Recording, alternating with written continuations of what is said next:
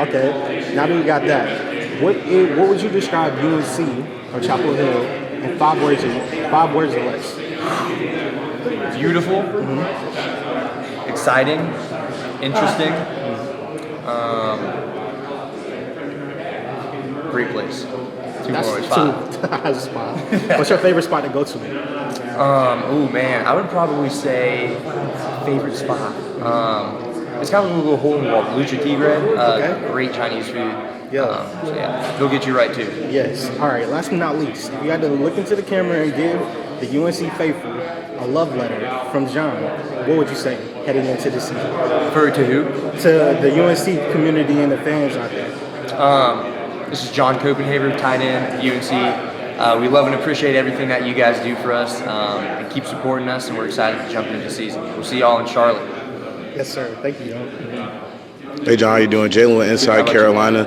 With a highly regarded tight end group, how are you guys managing to distribute the play amongst, yourself, Kamari, Bryson Nesbitt? I don't think we go into the game thinking like, oh, Bryson's going to get this many catches, Kamari, John. I think we all just go in wanting to win. There's certain plays obviously implemented for certain people, but we all go in knowing that tight ends are going to be a big help to the game, and we all know that us three being out there can obviously bring some different matchups. Can maybe even free some of the wide receivers up too. So, and maybe even throw in like different packages, like defensive packages. So I think that'll be really good too. And yourself, we heard you talking about special teams a little bit and the bigger meeting. What are some of the things that you feel like you have improved on, even just looking at last season until now, to get you in the position that you are now or the position that you would like to be at once the season begins? I need to gain a few more pounds, but obviously blocking, I can work on a lot of things, but I think I've really worked on my speed and my quickness in the offseason. So I think that'll be good. And I don't really know how you work on physical toughness, but just every day you just got to bring that edge and be able to bring it. Because if not, you'll just be eaten up. So I just try and have that mindset coming into everyday practice. Cope, how have you managed to go from third on the depth chart to first? I mean, this is, you've leapfrogged the two guys. I don't really look at it that way. It might look like that on paper, but all three of us get even time of playing. We all play off of each other, and we all love playing with each other. So I don't really look at it like that. I look at it as all three of us are starters, which we are, and we all get rotated. But it really doesn't mean anything. I got to have the same mindset, the same chip on my shoulder, no matter what. If I'm fourth string or if I'm first string, that mindset can't go anywhere. But you do get to go out there first right now. You know what I'm saying? Yeah. Like, is that tangible proof of the improvements that you've made, or the way you've been able to develop as a player? I like to think so. And a lot of people say hard work doesn't go unnoticed, but for a lot of people it does. I'm blessed and I'm very fortunate to be here today. I just kind of look at it as another day, another opportunity. I thank the Lord every day for where He's put me at, and I can continue to pray for Him for blessings and stuff. But I can only give the glory to God. So.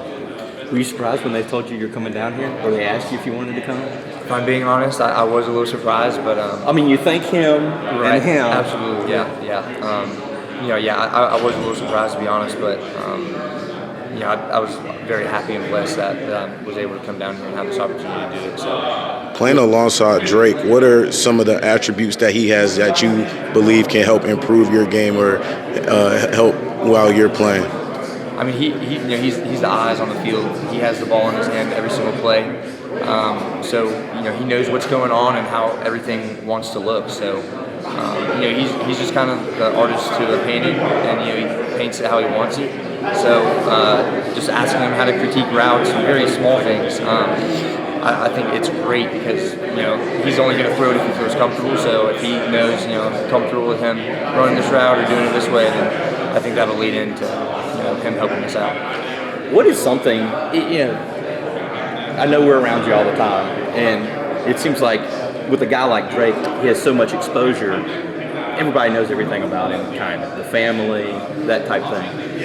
What's something that people don't know about Drake Like, I mean, obviously he's a goofball. We know that. I mean, he's very much the little brother. But, like, what's something that, I don't know, maybe you've learned recently where you're like, man, I didn't know that about Drake. Is there anything that sticks out? Well, during the spring, this offseason, we started getting into pickleball. I'm pretty competitive myself. I don't like losing, but we started playing pickleball, and Right.